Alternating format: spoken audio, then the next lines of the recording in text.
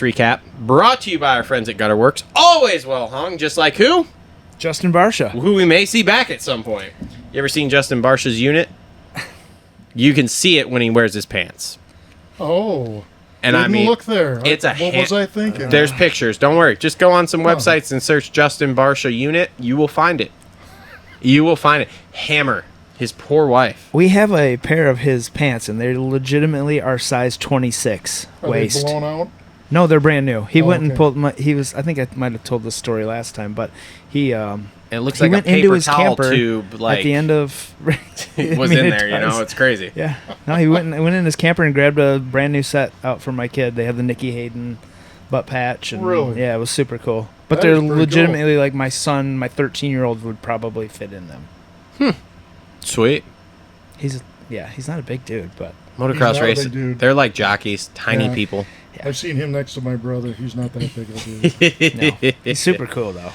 Yeah. Very cool. Very, very cool. Yeah. I was having this conversation with one of the dads yesterday who is just getting into motocross. He's like, so how many of these guys do you like actually know or whatever? And I told him, like, I'm not a good fangirl, so going up and talking to them, it's like I got to spend a few minutes explaining who I am. Most of them would have an idea at least of who I am, but I still feel like I'm fangirling, so I'm like, mostly I don't talk to a lot of them. I'm like, the ones I've had interactions with, everybody's been pretty cool. Like, there hasn't really been anybody that I've had a real negative reaction with, I'll say. Nice.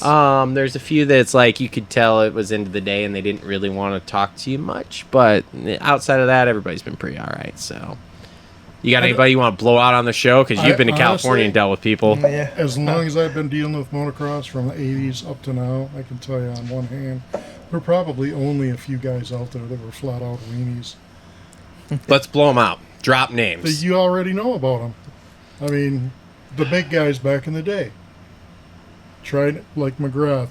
You talk to that guy, he would take time out of his schedule, no matter what, to sign an autograph or something like that. Yep. Back in the day, I mean, there were guys that were like, "Get away from me, you know, leave me alone." And this is, you know, their downtime.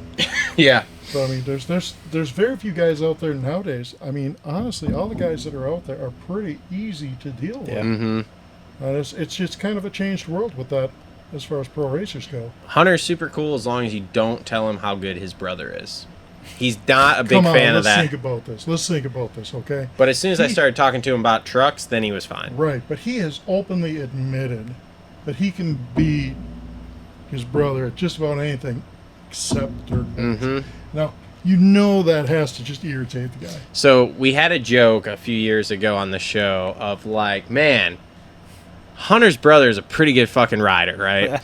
and we just ran the joke. Well, I just happened to, at the Redbud Moto Combine, because they were watching, I think Hymus was riding that year, I just happened to be walking next to him all of a sudden. Like, I don't know where he came from. Dude was like a fucking ghost. Next thing, he's there and just like 3 steps ahead. And I'm like, man, first off, Cooper Webb, hard as morning wood, because my man Jett's right there. And then I'm just like, oh, Hunter, let's have a joke fest here. So I tell him, I'm like, bro, Hunter Lawrence, what's up, man? And I'm just like, yeah, so your brother, we have a joke. And we're just like, man, Hunter's brother's a really good fucking rider. Yeah. He was not a fan of that. There was no funny about it. There was nothing. And I was like, ooh, okay, Nothing? that didn't go well. So then, like, of course, we're all going the same way, right? Because we're walking out of the pits That was together. probably not a good lead. It wasn't a good lead. I learned that lesson. Wasn't a good lead. But it was fine. I recovered from it. So then I said, hey, man, did you get another square body? Because he's really into square body Chevs. Really? Yeah. And he was like, no, he's like, I sold my last one, and I want to get another one, but I just haven't yet. And he was just rattling off stuff. And I'm like, all right, that's sweet. Because I actually talked to Myrtle at one point, maybe it was like 3 years ago at Redbud. And I gave him a card with my number and stuff, but obviously, you know, I'm nobody. But I talked to him about like, hey, man, I'd love to have the boys on the show at some point. Not to talk moto. Let's talk cars.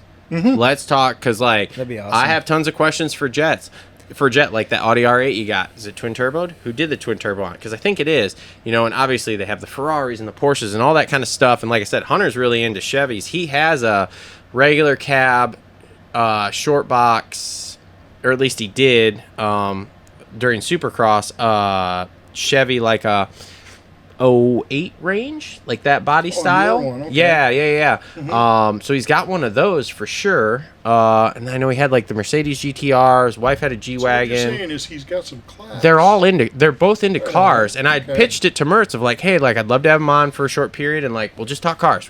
I won't ask one moto question. Mm-hmm. Let's just talk cars. And he was like, yeah, sure.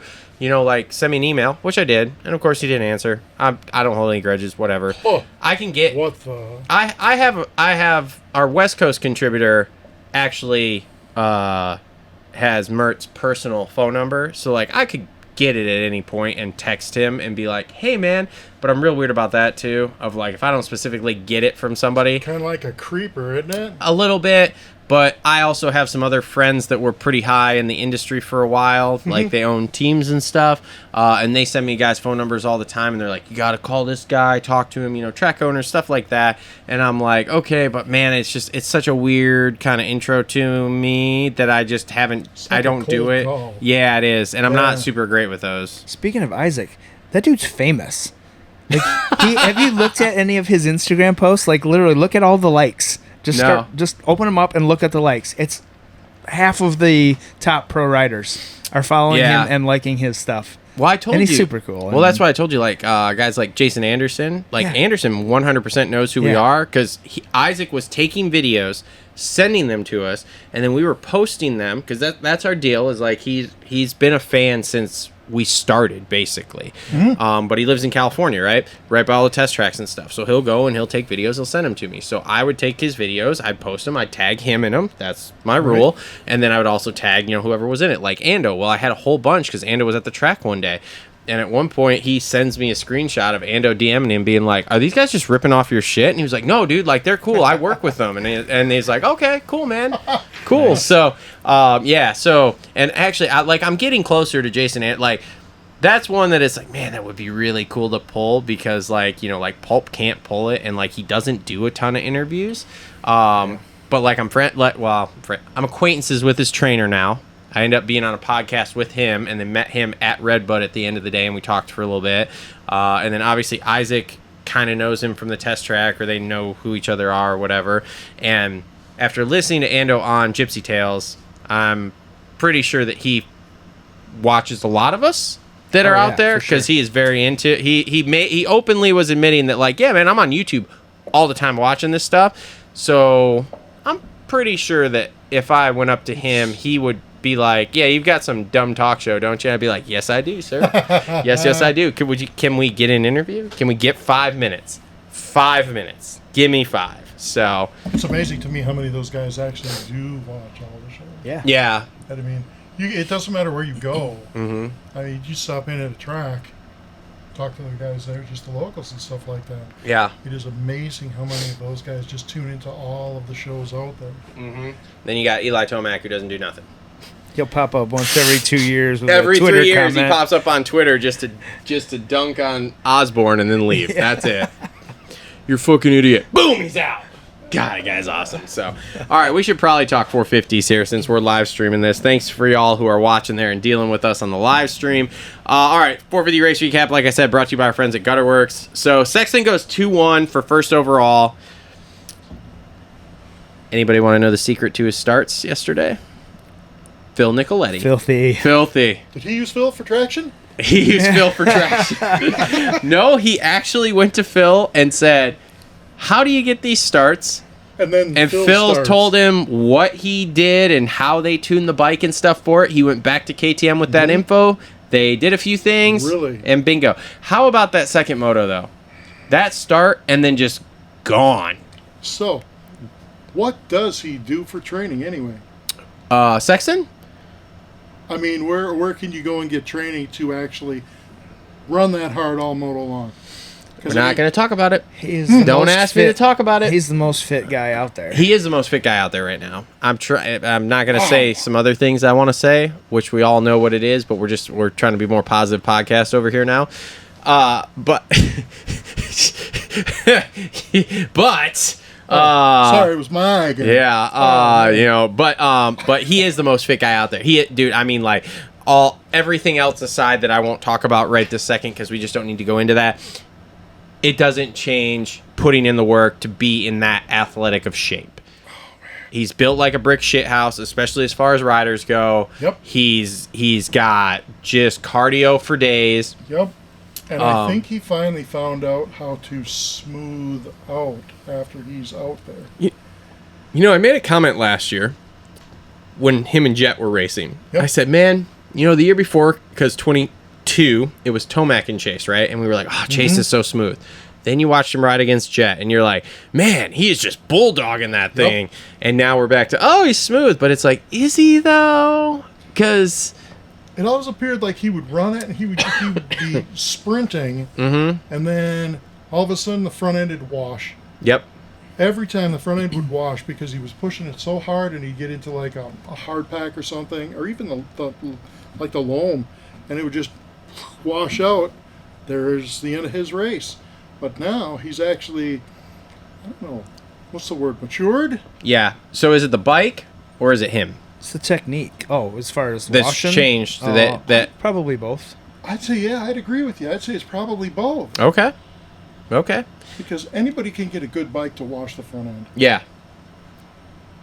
I mean, I could get a good bike to high side me to the moon. Yeah. And, I mean, it would be embarrassing. But maybe just put that a little closer to your mouth just so we can... Right there about, like, right there. Yeah. Right. Just so we can do it, because you talk a little bit quieter than I do, so let's just make sure. I'm sure we can hear you, but let's just make sure. Yes. All right. But, yeah, so, I mean, out of everybody there were a few guys that I saw that I was really impressed with the way they rode this weekend. And Chase, how can you say... The guy's quickly turning into a master on the outdoor stuff. He's always been good. Yeah. But for him to turn it up like that, what was he, 15 seconds out at one point? I mean, he was 6 seconds 11, the first lap. Yeah. Like that first lap, they came around, and it's like, I mean, Stu said on the broadcast, if you weren't watching close, you thought your TV glitched, and he crashed and was just out. Yeah. So. But watch him coming out of every turn. Yeah. And I mean, from... the entry, you can see where he's off. You get a quarter way into the turn, and all of a sudden you see that bike is just blowing a roost out of the back end of it. And to handle one of those, I'm sure it's down on power.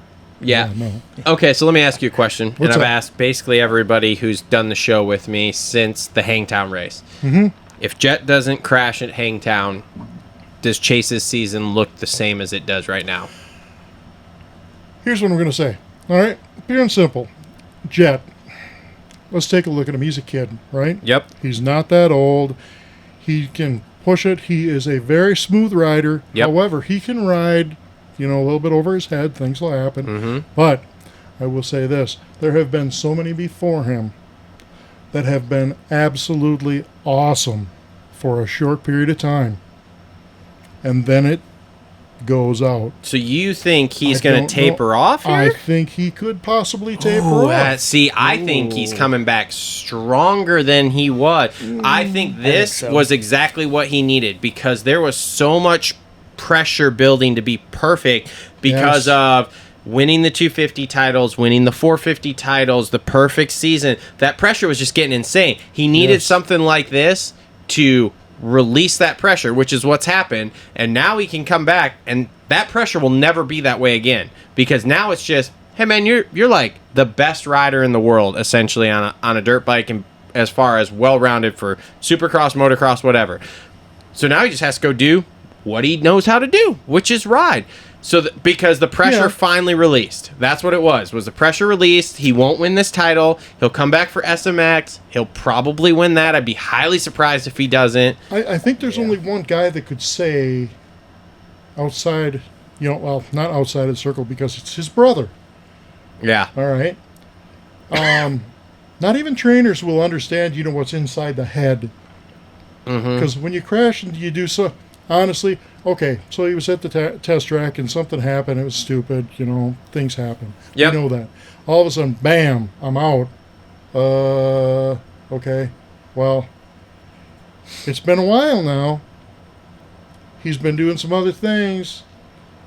Is he thinking about other stuff? I'm pretty sure he's thinking about his dirt bike. We know that. He's got a contract with Honda, and Honda is behind him 100%. Yeah.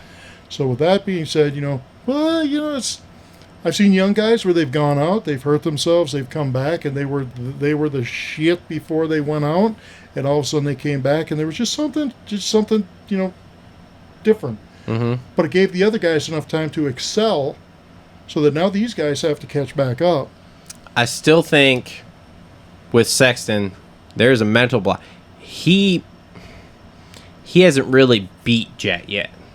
Like, really, Right. especially outdoors. Yep, that's true. He hasn't beat him there. He hasn't beat him. Well, I guess he technically beat him in SMX there in that first round last year.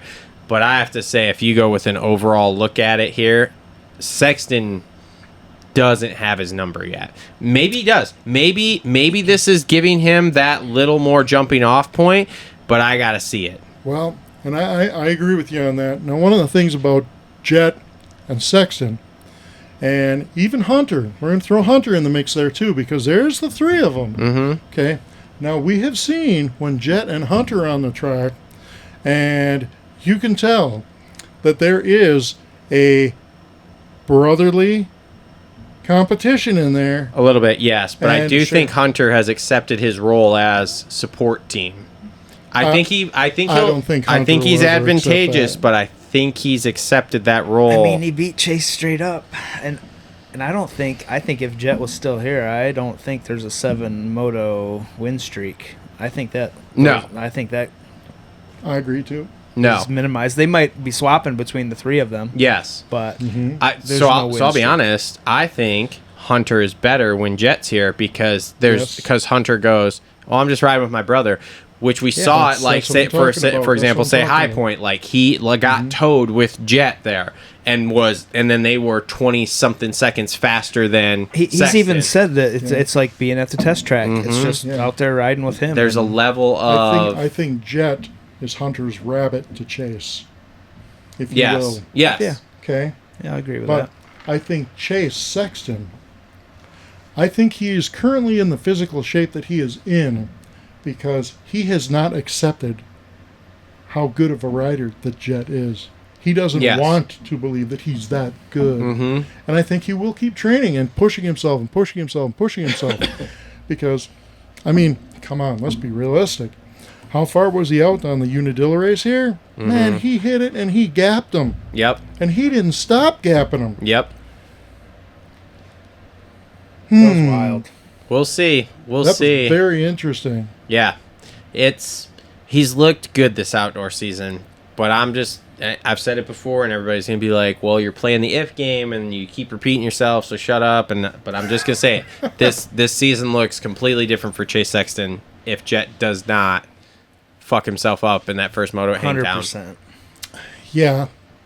I'm not even gonna go and say perfect season. I'm not gonna say that Chase wouldn't beat him, but I'm just gonna say it's way different than what it is. How do you think Chase feels that Hunter came out on a brand new, largely untested bike? Well, we can get into did that what he too. did. So Hunter goes 1-2 for second there on the new 25.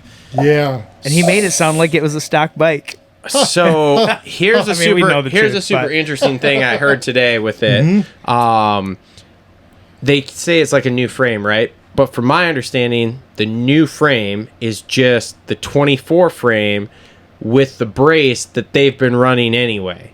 And there may be some other things that are new on it, but the big thing they keep talking about is the frame, and all it is the 24 frame that has the bracing bar that they had in it anyway as a race team. So it really isn't that much different. Now, I did hear maybe the airbox is a little different, and maybe some other little things, but it's not really like It did look that more stable different. in Yes. going into corners and coming through the chop and stuff like that. It looked like he wasn't dancing. No. And I was wildly impressed of him winning that first moto. Because not only did he win Yeah. it, Chase caught him, passed him, and he battled back. Yeah. Ran him back. When he Chase passed him, right I went, back. "Oh crap, here we go!" And then Yeah, I then thought it he came was gonna back. Run away. Mhm. Yeah, And quickly. we all know how long KTM has been playing with different frames Mm-hmm. for stiffness, flexing this and that. And that's turned a lot of guys down. It's turned a lot of guys on. Mm-hmm. Hondas with their frames, they've had issues with the front end being a little steep, turning a little bit too fast, not having enough stability. Twitchy is what I hear. Yes, yes. And interestingly enough, though, over in the the European races, they weren't as bad because they don't have to run the production frame. Yes, So they correct. were playing with all the prototypes over there, and I'm wondering how much of that trickled down to the Hondas finally, because I got to be honest, okay? Growing up, being in this as long as I have, Honda, come on, what is wrong with you guys? The Honda guys all know what it takes to make these things work the best way that they possibly can. Mm-hmm. I think the bean counters have had their hands in it way too long and kick them out. Start making the good bikes that you guys know you can. Yep. Just get it done. You Yep. know?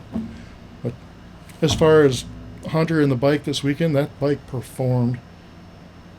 Watching him come off the jumps, watching him land it, Yeah. watching him go. I mean, what were those sections where it looked like there was a tire print, tire print, tire print, tire print? Mm-hmm. How much fun was that to ride in? I bet it wasn't at all. No, And no, that, not at all. That bike went It through it looked without terrible. hiccuping. You know, I don't want to ride through that. I know the track You know? looked No. super rough, Yeah, I mean, but that bike stayed stable. Yeah. Yeah. So that was a good debut for that 25 there. And I'll tell you what, man, that was, from what I've heard, that was a push to make that happen there. To Can we get just him on get the them to make 25. 350s now? Like, come on, No. guys, let's go. It's No, unfortunate. I heard a rumor. It's unfortunate. But So, yeah. So, like I said, he goes 1-2 for second there. He really needed to win that second moto too, but I mean, there was nobody beating Chase that second moto. So, him and AP I- both got, or Hunter and AP both got buried off the start. did. yeah. It just So wasn't They- going they- to the happen. gate back. got held really long that second moto. Forever. Yeah. It was terrible. Yeah. So that was weird too. That got held really long. That which, shot, the camera shot down the line, like every other bike was twitching Uh-huh. a couple of times. I And heard Phil's bike he was having to grab the front brake and he was literally doing a burnout because his clutch was starting to let go. They were holding it for so long. Oh, Like it was okay. crazy. So Chase said in the interview that he was just going to blow through the gate.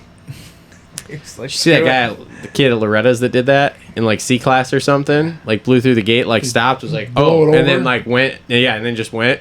They were like, what do you do on that? I don't know. All right. So AP had a really good day, man. He goes 3-4 for 3. Okay. with the start that he got in that second moto, man, Yeah. I am impressed. I really Yeah. am. Well, second moto or first moto? First moto was the one because he got the whole shot the first moto. Yeah. So- He The was second out there one was where he was Yeah. buried. good and and- hard in the first moto. Yeah. But yeah, he charged back and I mean, was this picking is guys up. He said he felt great. I mean, this Found is a right. second This is speed. right where he is, though. He is like that, either 1B or first tier of the second group guys, essentially at this point. Which he's found something with that KTM, which is good. So, Dylan Ferrandis, I thought we were going to have a real good Dylan sighting there. He goes 6-3 for 4th. He's relevant again, sort of ish. Ish. I'm just trying to I be don't nice. know. I don't know what happens with him next year. I haven't You heard know, anything yet. I will say this. I think he retires. You think so? I do. Well, I heard Husky, but he was- the Husky's No, not I- going to be a thing. I so think I heard Well, he Ducati. kind of got forced out Nah. last year, and he found the Phoenix Honda ride. And the Phoenix Honda ride, there's no way they're going to get all the same parts that the factory Hondas have. They're not going to. no, Not all no. of them. Right. So with the parts that he's got, he's riding a production-based bike Mm-hmm. with a bunch of good parts thrown at it and upgraded, good tuners and stuff. But there is a big gap between that and the factory bikes. Mm-hmm. Anybody that knows anything about the motocross, there is a gap. For Ferrandis to actually pull off that kind of a position this weekend, I got to say, the guy still got it.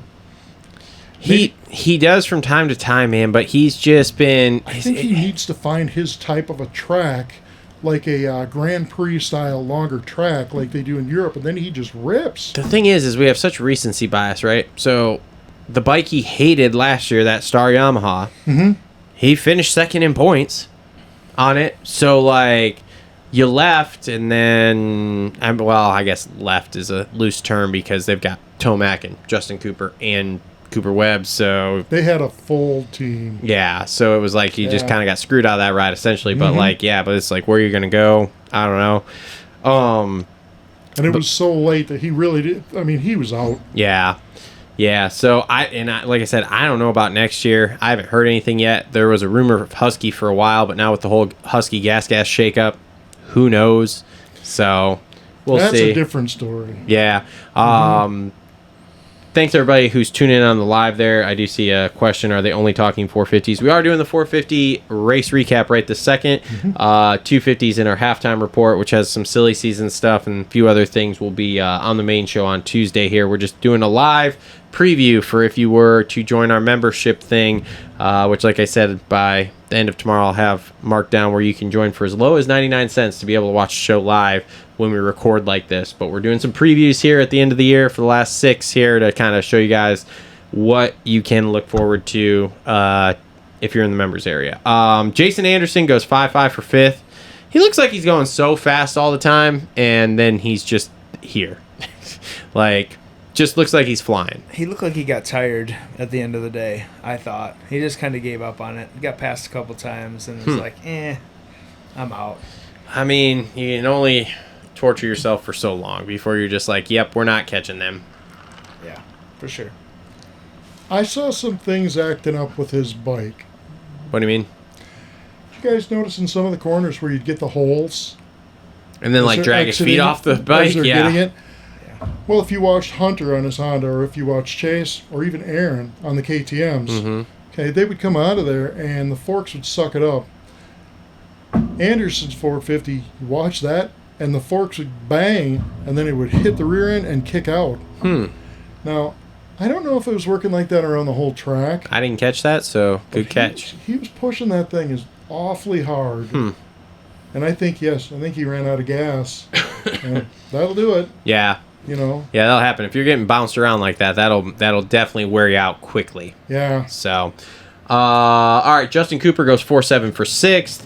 Him and AP are like, I think AP put 5 points on him this weekend here for 3rd place in points, which I'm sure they have bonuses for that, so that's important to him. So absolutely. I don't even remember seeing him in the broadcast. Like, there was very little. He was up top in qualifying there for a while. Right, but during the motos, like, he had some issue. One of the motos, radiator got bent or something too. I don't remember. So just a typical Justin Cooper day. Ken Roxon makes a triumphant return, goes 7-6 for 7th. Now, I did expect more out of him because he's Ken Roxon. However, one thing I didn't, I guess, factor in here. He hasn't ridden it forever. He's coming off an injury, so that's the one thing I didn't factor in. And second moto, we did get a better start, and we did there we go. And we did have our Kenny sprint speed for the first couple of laps there and put it to some people. And then we started our fade. But Christian Craig was up there too. Okay. That's another guy, man. You just got to wonder what he's made of. Because I'll tell you what, after breaking his leg like he did. Piss and vinegar, man. Piss and vinegar. Oh. I don't know anybody that comes off of a break on a leg like that. Kenny's in a weird spot too. Yeah. I mean, come on. You know, I saw when he went down and he was laying there on the track and stuff. You know, all right. The guy's had some bad injuries. Anytime you get your arm wrapped up in a wheel, it's not going to be good. Okay, that right there is a career-ending injury for anybody that isn't. I mean, you got to push yourself so hard. And to have another injury where you break a leg like that, I mean, and he's back. Yeah. The fact that he rode and he was up as far as he was, I mean. So this is something I like here. This is something I like that we're getting now. Because of these playoffs, it's making, and because of the way they're breaking up the outdoors, which is you go like 4, 4, 3, or however you break it up. The last few, we're getting guys coming back, a la Cooper Webb, a la Ken Roxon, a la whatever, to get warmed up for the SMX playoff races. Yes. Which is super cool. Like, as much as I talked about the name of the SMX being dumb and some other things I didn't particularly care for about it, or where did this money magically come from all of a sudden, I do like this, doing things like this, because it's giving us stuff to talk about. Like, otherwise, Kenny doesn't come back. We don't see Kenny. We don't see Cooper Webb. Nope. We don't see Eli Tomac, who's coming back next week. There's all these things. And we'll get into Ken Roxon in the halftime report, too, for coming up 2 weeks in Ironman there when he's going to ride that 250. We'll discuss that, but we'll just keep going through 450s here. Christian Craig, 9-8 for 8th. Okay. Another guy that came back. Another guy that came back. He was having such elbow issues, though. He's building. Yeah. He's building his way back slowly. He is. Smart. But I've heard a lot of different things about next year for him. and I don't know which way it's going to go. All the way down to test rider for Star. Yeah, I heard that too. Yeah, I'm surprised. I am surprised at this particular point that Craig has not retired. I think it's getting close, but I Yeah. just don't think he's quite ready yet. So, I don't know. We'll see. I do think now we have enough data, which is hard too because he's got that arm. Have you guys seen that arm? Like, there's no muscle in it. So he's literally just racing with an arm that like just is flopping like around. half the Yeah. arm. Yeah. So I guess that's a little hard to tell, but I was kind of waiting because like outdoors on the 450, obviously we'd seen for several years there how good he was on it. So I was waiting for him to put in 450 outdoor ride here on this Husky to determine was it the bike, whatever. I do think the bike's part of it. I don't think that Husky agrees with him. That steel frame gang, he's not about that life. I think he needs that aluminum flex per se. Or stiffness now, whatever you call it. I don't know. I think with Christian Craig, he has the injuries. They're happening more and more often. Yes.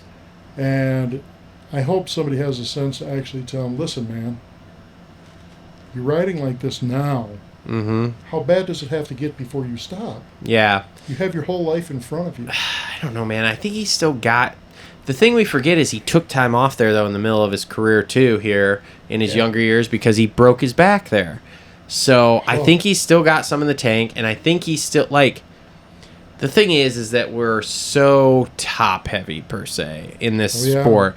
It's like, he's getting 8th here, and we're like, man, you should hang it up, bro. That field is stacked. He is the 8th best dude right now, or top 10 guy in professional motocross and supercross on any given day. On any given bike. Yeah. So, and it's like if you put him on a bike that he gels with better, a la Star Yamaha, maybe a HRC, I mean, you're talking a top 5 guy on those. So, I don't know. I'm glad to see him actually putting together some things, though, and getting finishes. So, Stu goes 10-9 for 9th. Probably hasn't been to Unadilla in 10 years, much like most of the other outdoor tracks at this point. Or no, he rode Unadilla last year, right? I think so. Hold on. I think he did. I don't think he rode any outdoors no, last I year. think he came back last year. Hold on a second here. He did. He did Dilla, Buds, and Ironman. He went 15-9-8. Okay. So, because he came back because of playoffs, guys. Playoffs. Yeah. It's all about playoffs. Top running Husky guy, which... Yep. Yeah. Through next year. I know. Before that goes away. That's true. Grant Harlan goes 11-10 for 10th. Good for him. That was good. Freddie Noren goes 12-11 for 11th. Okay. Ari Koulos goes 15-12 for 12th. Phil Nicoletti, the Grand Marshal of the race. Very impressive. Goes 13-15 for 13th. I think he would have done a lot better if he'd have got that second start, too. Yes.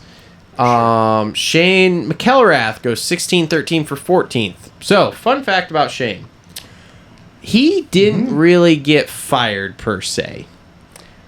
He left on his own doing. From what I understand, it was, hey, motocross isn't really going that great. Why don't you sit out this last 3 and then come back for the SMX rounds? And he said, no, F you, I want to ride. So he went out, found his own thing to do. Which, again, I think comes down to some playoff intentions here. So, and this is where it's interesting with these playoffs, too, because these changes in the middle of the year that we're seeing now, which we would have never seen before, because everybody would have just sat out until we came back around to Supercross, makes this so much better. It's so weird seeing the green triangle in front of his name. It's odd. It is. It is. Cooper Webb comes back, goes 8:35 for 15th. Second moto had a crash. What did he do? What happened to his arm? From what I understand, the crash was very similar to the one that happened in Alabama during Supercross, which is what fucked up his thumb in the first place. So his fingers crossed that it's not fucked up again. Oh, he was holding that arm tight. And Yes, he was. That Yes. was one like a busted limb. I Yep. bet you we hear more tomorrow or We'll next couple see, of man. days. We'll see. I don't think it's good. Roman Pope goes 19-16 for 16th. Colt Nichols makes his debut on the Twisted T Suzuki there and goes 23-14 for 17th. Okay. I think it'll get better. I think he found something for that second race. What? I think he found something for that second race. I mean, I think it's just we hype these guys up as they're going to come in. Colt hasn't rode an outdoor race in several years now at this point. So, okay, like this is just kind of where I think he slots in. He's essentially trying to rebuild his career here. Yeah. So, we'll see. Michigan's own Marshall Welton goes 14:38 for 18th. Chiz goes 22-17 for 19th, and Henry Jacoby goes 17 DNF for 20th there. What happened to Marsh in the second moto? He was running like 10th, 11th. Heard he had a big one and then a front flat, so he pulled off. So sucks. that would be what happened to Marsh. And Saw his brother last weekend. You what? His brother was at BCMC last weekend. Yeah. So that's been your 450 race recap there, brought to you by our friends at Gutterworks. Always well hung, just like Justin Barsha. And that is going to conclude our live stream there for our little members preview. So thank y'all for tuning in. Again, make sure to go join the members side of things here on YouTube. And you can watch these live. And like I said, we will be doing some more live previews here for the next, for the rest of the races for this year. So thank y'all for tuning in. For all of you who are watching here on the recorded side of things, we're going to take a quick break, and then we will be back with our Complete Racing Solutions halftime report and our 250 race recap brought to you by Flo Racing, and then get this thing all wound up and done. So we'll be right back.